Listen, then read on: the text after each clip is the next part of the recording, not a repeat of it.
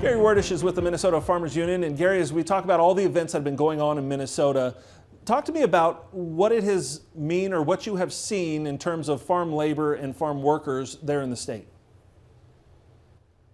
Well, it's really all the uncertainty with the ice surge, with the way they're doing the ice surge has really caused a lot of economic damage to the whole state. And we have a lot of businesses, local businesses that are closed. And then you got, some of the processing plants that you have less workers willing to come to work, even though they're here legally. Yeah. Well, we know ICE is looking for folks that are here illegally. They're looking for criminals, as they say. But as you were saying, even some of the folks that are here and have their papers are nervous to get out into the community. Well, yeah, they're very much so, and and they keep citing and we're all. If somebody's here, a hard felon or a criminal doing criminal activities, there's no disagreement on that. We need those need to be prosecuted. There's no disagreement.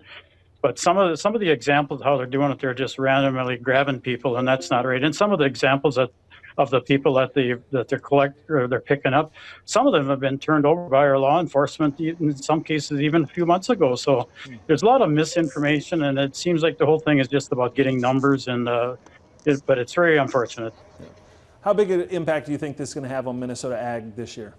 Agriculture right now, we're in the middle of winter, so we don't have any crop farming at the present time, but there's livestock operations that are, may be affected, but it will have an effect. I know you got there's a lot of farmers, whether they're a livestock or a conventional farmer or some of a larger farmer with raising fruits and vegetables, that type of operations there.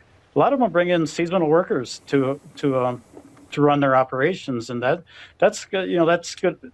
They've had a hard time getting workers on time anyway, so that's another concern. All right, Gary. Well, appreciate your insights. Thank you for being here and sharing what you know from the state.